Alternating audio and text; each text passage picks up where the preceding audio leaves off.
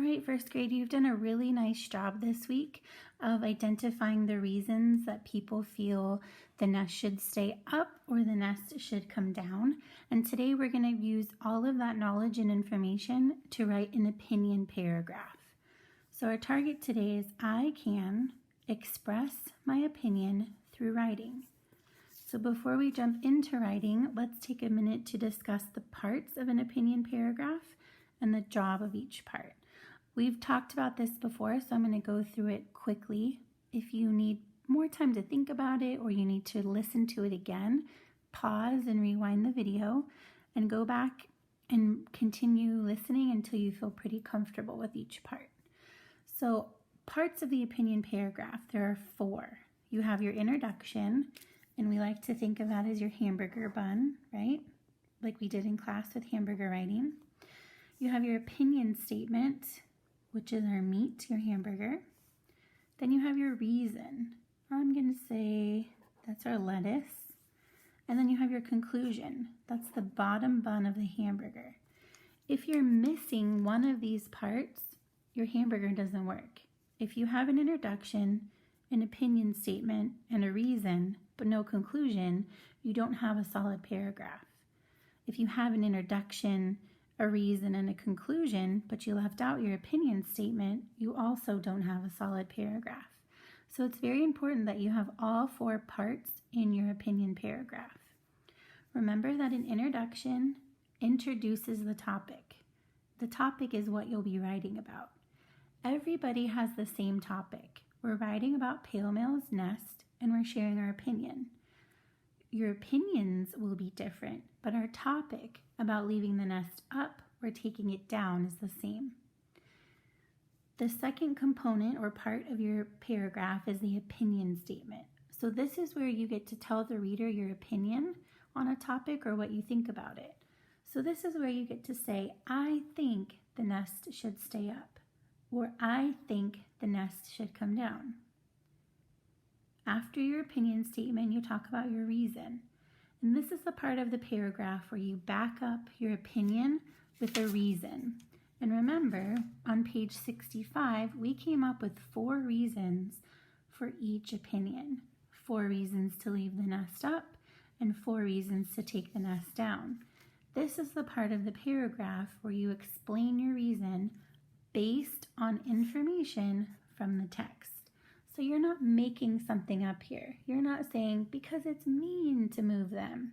You're using a reason that we've taken from the text to explain why you feel that way. So once you have your introduction, your opinion statement, and your reason, the last part or the bottom bun of your hamburger and your writing is your conclusion. Remember that your conclusion is the sentence that wraps up your whole paragraph and reminds the reader of your opinion. So this is where you would say, this is why I believe the nest should stay up, or this is why I feel the nest should come down. It closes off your paragraph. Remember that you need to have all 4 of these components to have a strong opinion paragraph. So today, I have an example of an opinion, of an introduction, an opinion statement and reason, and a conclusion, just so we have some experience with what it looks like and sounds like in a paragraph. So here's our introduction. People have different opinions about Pale Male's nest. Should people leave it up or take it down? So this is your introduction. This tells your reader what you're writing about. So your reader knows, oh, okay, so we're going to talk about different opinions about Pale Male's nests. Your opinion statement and your reason is where you get to share your ideas. So one example is, I think people should leave the nest up, right? Here's their opinion statement. I think people should leave the nest up because people love watching the birds. There's the reason. I think people should leave the nest up. There's the opinion. Because people love watching the birds. That's the reason. The conclusion. So remember, the conclusion reminds your reader of your opinion. And in this paragraph, the author believes that the nest should stay up. So their conclusion will say that. This is why I think people should leave the nest up, right? It expressed their opinion again, and it closed out the paragraph. So today, on page 68 of your student book, you have something called a scaffolded writing. And scaffolded means you have some support.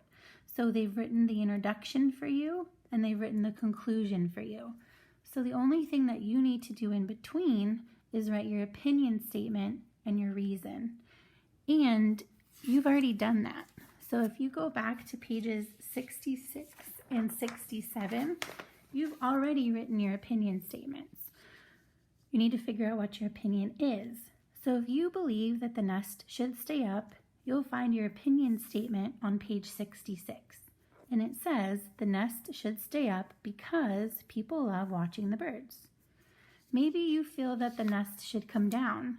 You've already written your opinion statement on why it should come down, and that's on page 67. You wrote the nest should come down because bird watchers make the area crowded, right? So these are the opinion statements that Miss Ackerman wrote for both opinions. You also completed these pages. So use these pages to help you write your opinion statement and reason. So I feel that the nest should come down. So I'm going to fill in my opinion statement. I think the nest